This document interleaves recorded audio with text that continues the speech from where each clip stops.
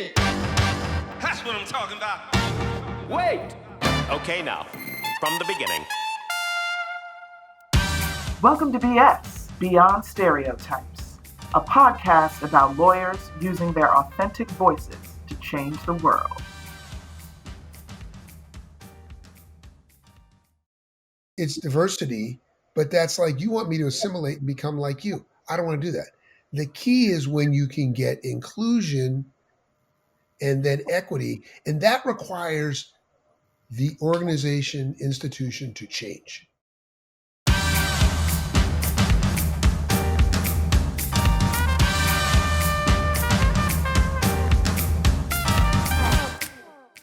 Welcome to BS, Beyond Stereotypes. I'm your host, Merle Vaughn. Here to BS with me today is Jeff Harleston, whose story I find fascinating and have no doubt will inspire all of you to embrace your authenticity. Hi, Jeff. Thanks for joining us. Hi, Merle. Happy to be here. Thank you so much. Great. So wanted to just let everybody know a little bit about you. You can always correct me if I'm wrong. You can give us more details, but I know that you graduated from Williams College undergrad.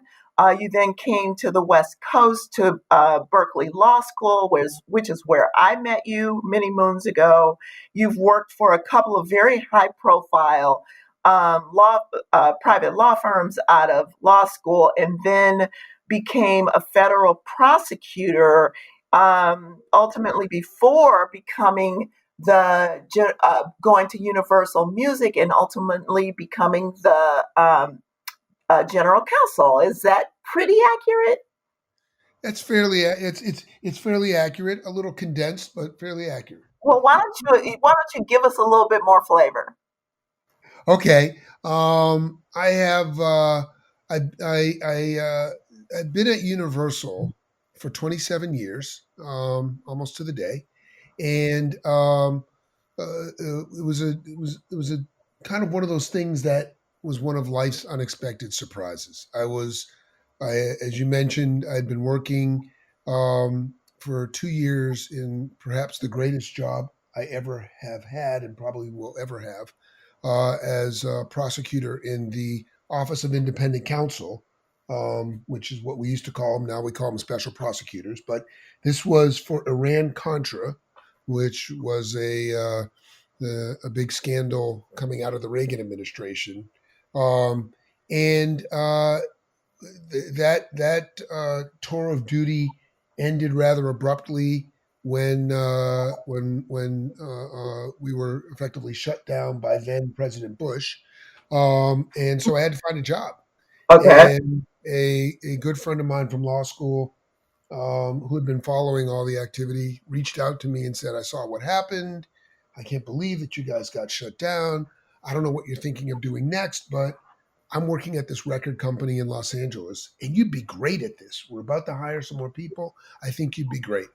And I'm like, come on. At this point, I was a litigator.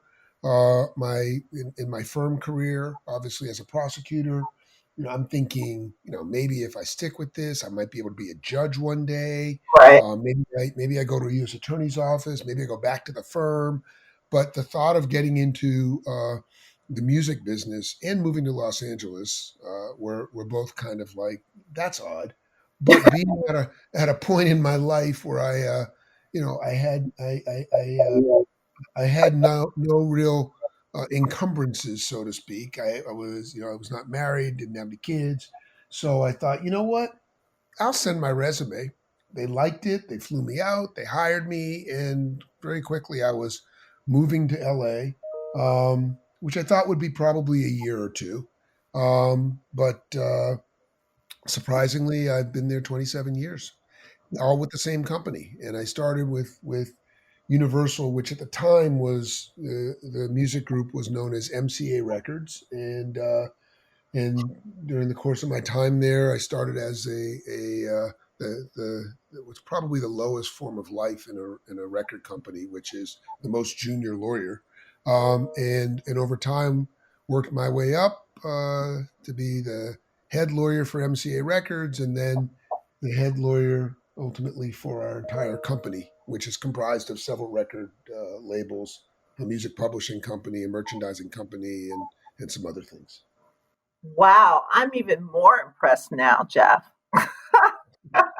So, you know, is that do you feel like, because I think this is really could be really interesting for people who just don't know how. I know you got a call from a friend, and that's being, that's fortuitous, but you also decided to take the leap. You took the risk. You sent your resume in. Is that something that defines who you are? Have you always been that person? Are you still that person? Is this something that you advise, especially young people, young lawyers, to do? I'll tell you, it's interesting. I got some advice early on in my career, and it was advice. It was like kind of career path advice, and it was when you're looking to make a move, whether within an organization or maybe leaving to go to a different company or firm or something like that. He said one thing to always think about is how many doors will this move open versus how many doors will this move potentially close. So Hmm. as you're evaluating where what your next move is, it's like, well, if I go down this road, if I take this job, if I'm at a law firm and I decide to go in house, is that closing doors for me or is that opening doors? Well, one might think it's opening some doors because I ultimately want to transition into being a business person. So maybe in house makes sense, or it may close some doors because, well, if I go in house, I'm going to move off of a path in terms of a practice area or something that I think might be somewhere I could excel and become the preeminent uh, you know litigator for First Amendment or something like that. So you kind of do that. You kind of flip these things around in your head. And to this point, like when I got the offer to join the independent counsel's office, I said, hmm, this is a move that definitely opens doors for me in the future, and I don't see it closing many. But when I got the offer to go work at MCA Records, I really I had to stew on it a bit because I did feel for the first time I was closing doors. I was going down perhaps a path that was taking me away from being a litigator because now I was going in house to effectively you know spend a lot of time in a transactional environment, which was different for me. Hadn't done that before, and kind of turning my back on litigation and turning my back on a path that I really knew what it was. I didn't really know where this path would take me. But I thought no. The short answer is no. It was not who I was at the time, but I took the risk anyway. And I think things have worked out okay. Cool. So, I guess, well, I know we're here to talk about stereotypes and getting beyond them. And um, one stereotype that comes out of what you just said was that you were a litigator and that you had never done corporate transactions before. And did you feel did you feel that people were making stereotypes about you, either professionally, personally, in any way, when you made this switch? And do you think that they were right or wrong? And were there any stereotypes you have felt like you've had to overcome? Well, I'll deal with your last question last because I view that a little Okay. bit separate. I didn't see. No, it was actually very interesting at the time. My boss at the time who hired me had a distinct philosophy that he actually hired almost exclusively people who had litigation backgrounds, and the reason was his philosophy was twofold. One is if you're a litigator, you're probably going to be better attuned to where a contract can go wrong and where Got it it. might fall apart and where the problems are. And secondly, he felt that in a basic record contract is not the most sophisticated transaction you'll ever do, right? It's not like a big, M&A. M&A deal or a big, um, real estate deal or something of that nature. There are not that many moving parts to a record deal. So, that's something he felt. If I find somebody who's genuinely smart enough and um, motivated enough with a litigation background, that's probably a pretty good bet. So I didn't feel stereotyped. I mean, maybe transactional lawyers from a firm might Right. feel stereotyped, Right. but I did not feel stereotyped in that way at all. No. Have I dealt with stereotypes in my career? Yes. Yeah, quite often. Stereotypes based on my uh, educational background. It's interesting being in a creative business. Um, there's often an assumption that uh, a lawyer, and sometimes a finance person are the least creative people in the room. And I've had to combat that stereotype to certain degrees throughout my career. And there have been times also, and I should mention this, in my career, it wasn't just straight line. Um, for a 5-year period, I left the law, still with the company. I was working for one of our labels, Geffen Records, and I was the general manager of Geffen Records for 5 years in a completely non-legal capacity. Oh, Um, so I was, I had marketing and promotion and those kind of departments reporting to me, and so it was much more of a creative job, and so that that balanced things out. And even now, as we speak, I'm the general counsel of of our entire music group, but I'm also serving as the interim chairman of Def Jam Recordings, one of our labels, while I'm searching for a new president for the company. wow. That's a lot of jobs. Yeah, yeah, and yes, that's another podcast, Merle. It's another podcast. Right. How to wear too many hats, or Yeah, how to wear too many hats during how a to global say no. pandemic, right? I mean, like none of this was. It wasn't supposed to go on quite this long, but yeah, I'm stuck now. Yeah. So okay, so you talked about stereotypes and in for being a lawyer, and how that looks.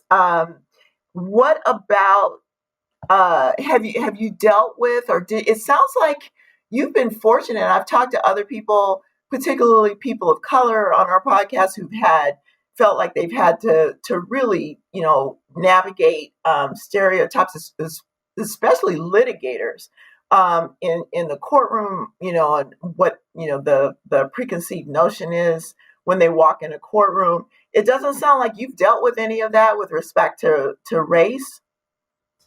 Well, it's interesting. When I was a litigator, particularly when I was a prosecutor, where I was in court quite a bit, um, as a black man litigating in D.C., that was fantastic, a fantastic experience. And here's a great story. So um, I had a very high profile trial of a very high level government official, and there were four of us on a trial team, and we it came time to pick the jury, and we were doing jury selection, and this one no, that one no.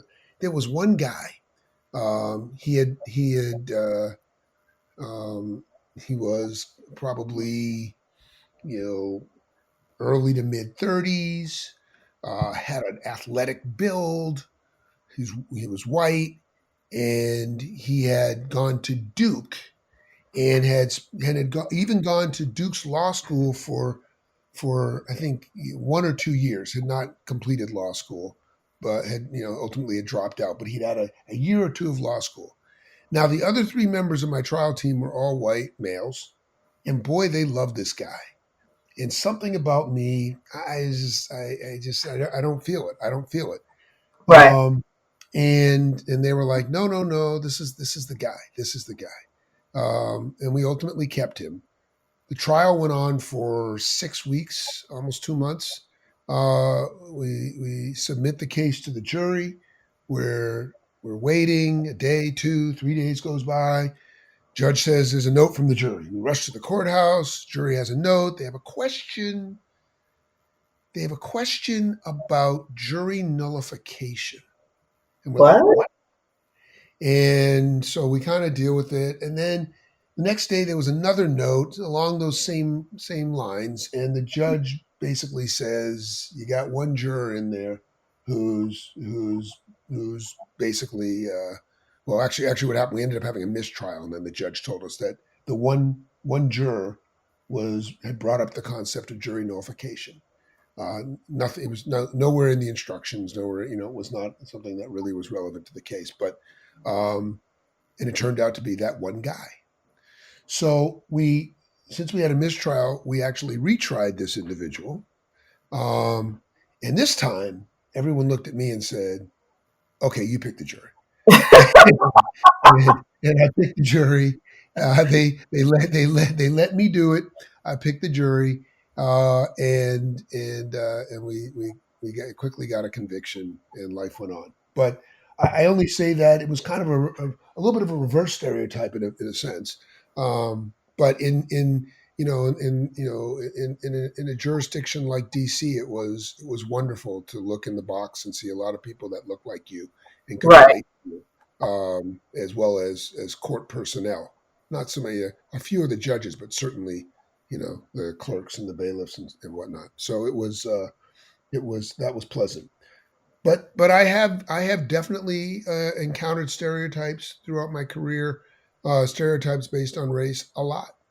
Um, uh, in my current position, it's not uncommon to we may be involved in a big negotiation or trying to settle litigation or something, and there's a big meeting, and I might show up with several of my lawyers, one, two, or three. I have a staff of 175 lawyers around the world, and I may show up at one of these meetings, and it's interesting to watch the dynamic in the room, Mm-hmm. because it's with if it's people who we've not met before, undoubtedly the dialogue will go back and forth, and I might interject something in terms of position, or we're not going to go that far, and people might look at me and then go, okay, as I was saying, and then ultimately it gets to the point, and then then they realize who's actually calling the shot, and it's fascinating to watch it. Yeah, for me, it's something that I've turned into a bit of a game, because I've learned to enjoy it, um, because it's the only other way to address it. Um, but yeah, absolutely. Okay. It's present, and in no in many corporate environments, it's very these kind of challenges exist in an entertainment company, particularly a record company. It's very interesting because you tend to have a fairly diverse workforce, because you're dealing with a fairly diverse product in the terms of Right. artists. So you tend to have a workforce that kind of looks and feels a lot like the roster of artists that you're working with, and so there are certain people who are really good with country music, and certain people that are really good with rock music, and certain people that might have a greater affinity or knowledge with hip hop or R&B music. Um, but when you get to the senior ranks, uh, it's not so diverse, Got it. and so it is interesting to, as people see someone that looks like me, that has a background like mine, and then has a position like mine.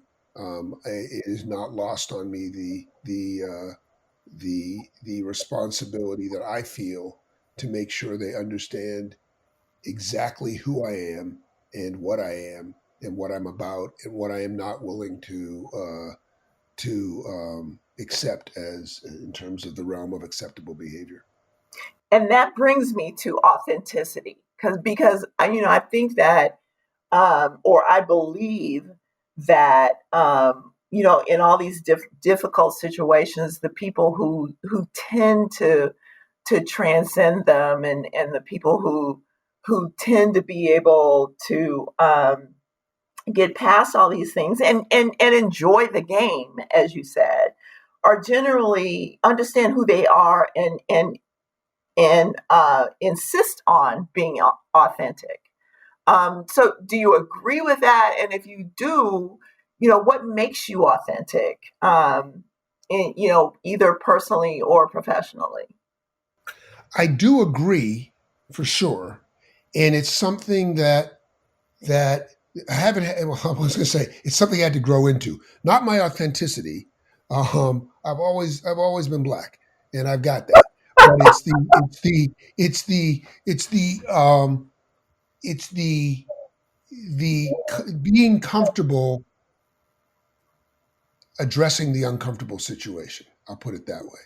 And that took me a little while to get to that point where I felt that I was comfortable enough to address the uncomfortable situation, which is not something I'm proud to say. And it's not that I suffered through too much, because I was someone who was raised not to suffer through things like that.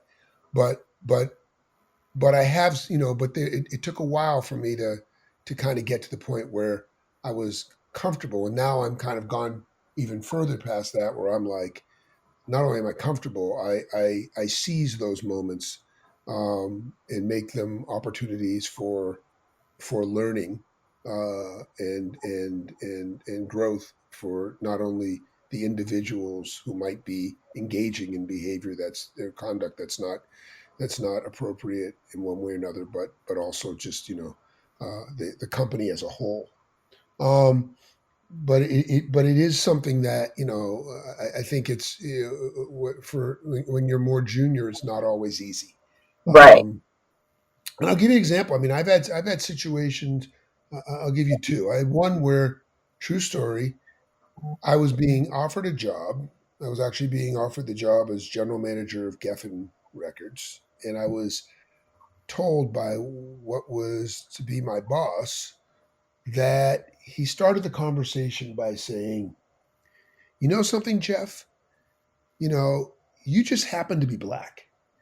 And then I don't think I heard anything he said for the next probably 25 to 35 seconds. It just Right. went to like it was like a Charlie Brown cartoon where he was talking. It was like, wah, wah, wah, wah, wah, wah, wah. I was just like, in my mind, I'm thinking, did this man just say, I just happen to be black?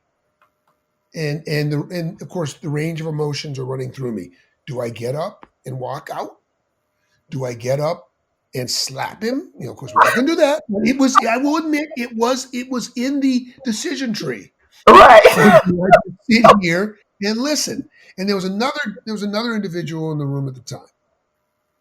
And after the meeting, as I walked out, the other guy ran up to me and said, "Did you understand what he was saying?" I said, "Hell no, I didn't understand. I understood what he said, but I don't. I mean, like, I'm not. He said, "Sorry, calm down, calm down, calm down." I said, "Why?" He goes, he doesn't. He's not the most articulate. What he was trying to say was not that you happen to be black, but what he was saying was he views you as a music executive who's black, not as a black music executive, meaning he viewed me as someone whose abilities were not defined by genre or necessarily, or defined, not defined is the wrong word, limited by genre or culture, but someone who could, who's an executive that is about the music business, irrespective of genre, right? Which I guess is in my feeling, I still think it's a rather offhand compliment, I guess. Um, Yeah. but at its best, don't get me wrong, I took the job. So and And with pride, I remember one time I went to a show for one of the bands. We had a rock band playing at some club here in LA, and I went to the show, and I remember the marketing person came up to me and said, "Wow, you're here! I'm so glad you came. Wow, that's so great that you actually came."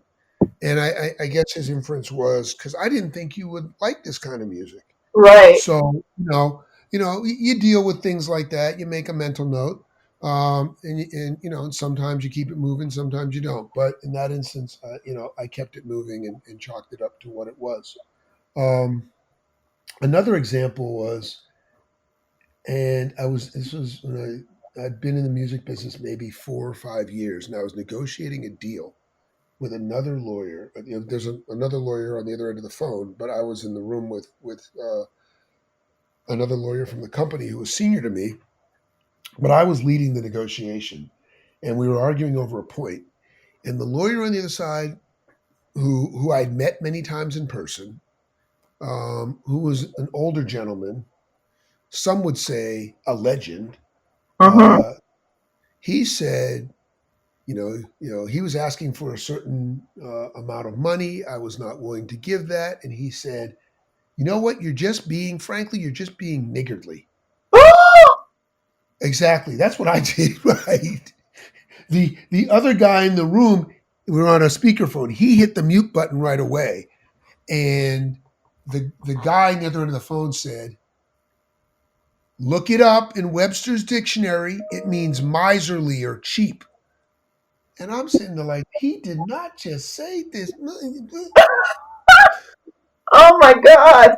So my colleague who was white, I appreciated that because he said, "Don't take the bait, don't take the bait, just chill for a second." And then we went off of mute and continued the negotiation and got it done. And I never forgot that as long as I lived. And Wow. I, Wow. I yeah. You started this whole conversation like, nah, everything's cool. I'm good. I don't have issues. I haven't done, and then you go there. Thank you, Jeff Harleston. Well, we look, we go through these things, and we're not alone. We all go through them in our own ways. What I've learned is the importance of, and where the role I'm in now is really making sure that younger people, more junior people, people coming up, know that I know that these things happen, and know that it's not okay, and that they are welcome to talk to me about it or anybody else, and that I'll be damned if they talk to me. It's going to become an issue because it should be. That's awesome, and I'm really proud of the things that you guys are doing and what you're doing and your perspective on that. You know, what how are you encouraging your? I know you have kids. How are you encouraging them to have confidence and courage and embrace their authentic selves?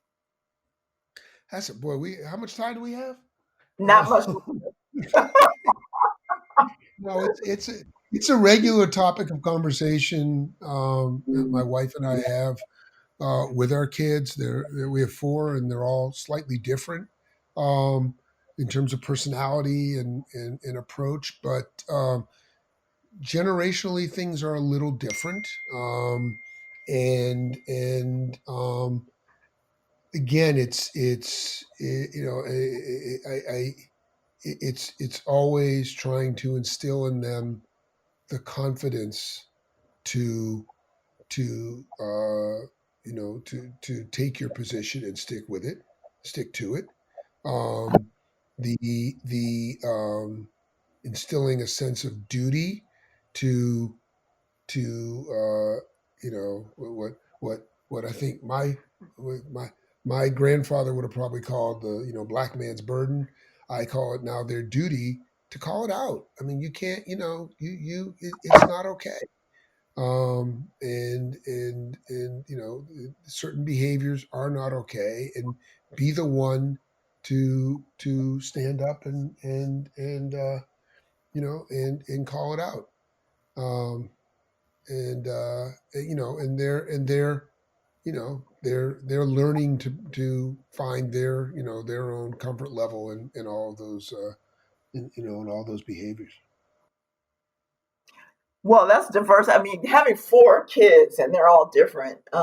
You should be a master at managing diversity. I feel for you.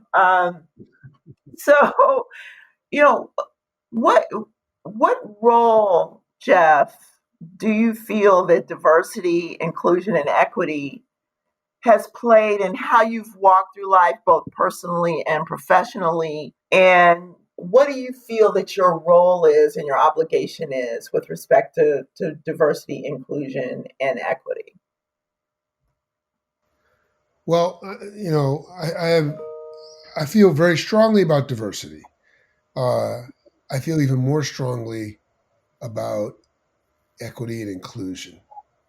In my in my life, our generation, I think diversity was helpful in terms of opening some doors that probably weren't open before. Um, but when I look at diversity, it's it's the easy job, right? Right.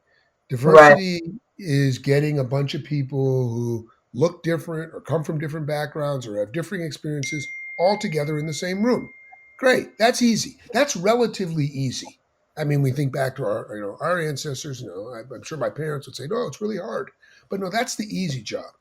The real challenge and the win is when you are able to develop inclusion and ultimately equity.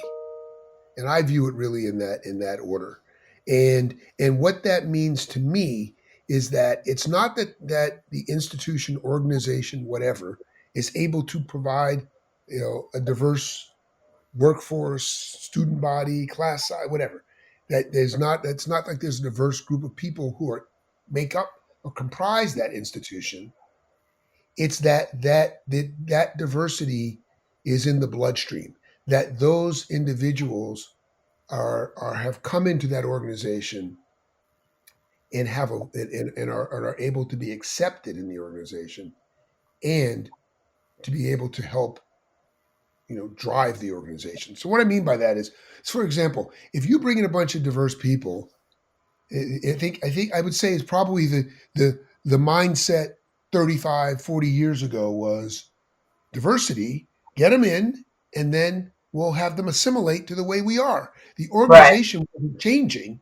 I mean, I can talk about some of those law firms I worked at. It was like, glad to have you, you know, come to the club. In fact, one of the firms even had a retreat in West Virginia, a firm that I worked at, and it was at a former like plantation. It was like, I mean, it's crazy. But that to me is it's diversity, but that's like you want me to assimilate and become like you. I don't want to do that.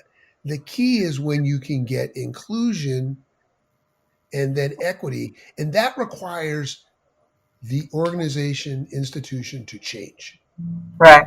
grow, to expand, so that it actually now encompasses that that complete circle of diversity rather than bringing people in and changing them. And that's when it works, because the importance of having a diverse workforce is it's better. It makes us stronger. I want different opinions. I want different points of view. I want, that's how we're gonna be better. If everybody's thinking the same thing all the time, we're all gonna be. It makes it easy, but we're all gonna do the same thing. We're not gonna innovate. We're not gonna grow. We're not gonna expand and develop and evolve into what we can actually be. The strength is when you have a diverse workforce that is that has an element of or substantial degree of inclusion, and that means the institution has actually changed by having those people there, and that's what makes it better. And equity is critical in the equation, because we could bring in, say we have a record label with 100 people in it, and 70 of them are are the most diverse group in terms of race, ethnicity, religion, whatever, all the boxes, right? But the top 10% are a bunch of white men. That's not equity. Right. That's not equity. And Well, and so you people talk about things like the Rooney Rule. For those who aren't familiar with the Rooney Rule, it came from the NFL, where they, in interviewing for coaches, by rule, they had to, in the final, two or three candidates, something like that, had to include at least one diverse candidate. color. Right. Um, I'm all for that in businesses like mine. For positions that are VP, senior VP, and above, absolutely, because that's the only way you'll get change. People, we all know this. People hire people like themselves. It's easier. Yeah. I go Yeah. back to that juror, right? That juror was just like the three other guys on my trial team. They could totally relate to him. They could totally relate to him. They'd want to be friends with him just from interviewing him for a jury. He went to Duke. One guy even said that. I went to Carolina. He went to Duke. I'm like, what are you Right. talking about? Really? So people hire people like themselves. We know that. And Right. and and so people aren't necessarily looking for someone that's not like themselves. And when they're exposed to someone who is someone they would, I mean, how often you're in this business, but how often is someone put in front of someone, and it's a candidate that they would never on their own have thought would be appropriate, and lo and behold, they, after meeting them, they go, she's amazing. Where's she been? I wouldn't have thought it, but she's incredible. And that's why I think that rule is very important, because you Right. have to at least expand the candidate pool. Well, and I let me can ask go, you this. I can go on forever on this. I feel very strongly about it. I'm very outspoken about it, and it's critically important for change.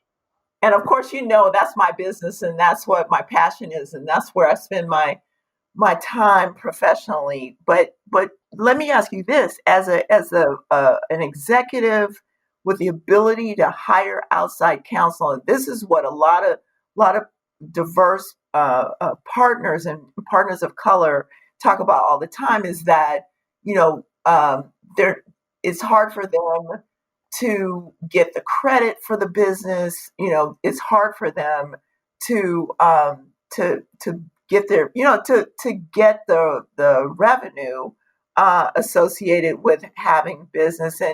And a lot of people think that that's up to people like you, to, the GCs and the people who are hiring partners and working with these law firms. Do you feel that there's a part that you or your colleagues should play in getting that kind of equity for people of color in those positions? Absolutely. I mean, I'll say this. It's um, I have instituted the policy, a policy to that extent, where, I mean, there's some relationships our company has had with certain firms for a really long time. And in those instances, it's actually been a little bit easier, because my conversation has been, I think you're great. You do fantastic work for us. I'm very happy with the work the firm does as a client. The only thing that bothers me is I you you know I am tired of not seeing people that look different in the room. Right. So I'm suggesting that you find that. Now, that doesn't address the partner billing issue, because there'll be situations where partners are typically, I'm talking about, tend to be certain white men. But in other instances, I have sought out certain partners of color, um, and asked them, and actually have sought out business from them. Um, and made it, but it's certainly been made clear to all the firms we work for, that, or I'm sorry, that we work with, that that it's something that matters to me. In some respects, I think it's easier for me than if I were not a GC of color, in the Right. sense that, it's a very short conversation, you know, um, and I've seen the change. I really have. There's one story. I'll leave names out of it, but I was at um, a bar function. The Black Bar here in LA had a function. It was last year, and I was the guest of a firm, and there was a kind of a break lull in the dinner, one of these large galas, and the MC for the evening was walking around talking to people, and she went to one table and said, "What firm are you at? Are you from?" And a couple of the lawyers at the table said the name of their firm, which we do a tremendous amount of work with. But every lawyer I've ever met from that firm is white. And I'm like, what? So I get up from my chair, walk over to that table, and say, "Are you guys with firm X?" And they go, "Yeah." And I said, "Hi, I'm Jeff Harleston. I'm the general counsel of Universal. You guys do a lot of work with us. How do I not know you?" Um, and out came the business cards, which was great. In fairness, one of them was a lateral partner who had just started a week before. Okay.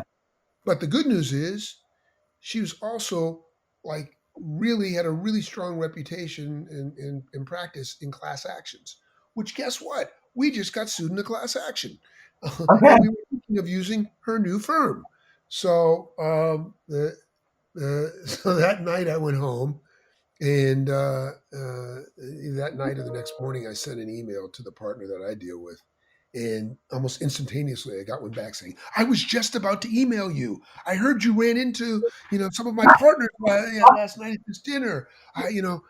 Can we do a lunch? I want to bring everybody." And so we had a lunch, and now, yeah, things are very positive. So, it definitely, I think the GCs have a role to play, and not just the GCs of color. All general counsels have a role to play. Right. Right. Well, Jeff, this has been wonderful. It's been enlightening, and it's been fun. And I just really want to thank you for spending the time and telling all those stories. I'm glad all the names remain nameless, but thank you for sharing with us, and I hope you enjoyed it. I really did. Thank you, Merle, and thank you for the opportunity to share some of these stories. I think it's also very important that we all talk with one another and share with one another, um, and that particularly those lawyers who might be in practice environments where they're a one of know that you're not the experiences you're having are not singular, that they're shared by many others, and one thing that's always been helpful to me are colleague relationships, and being active in local bar associations and the like. So I encourage you all to do that. Well, thank you so much, and thanks for being here to BS with me today, Jeff. And thanks to everyone for listening. Hit it! That's what I'm talking about. Wait! Okay, now, from the beginning. We hope you enjoyed the stories shared in today's episode of BS, Beyond Stereotypes. Join us next time when another authentic personality unleashes their uniqueness on the world.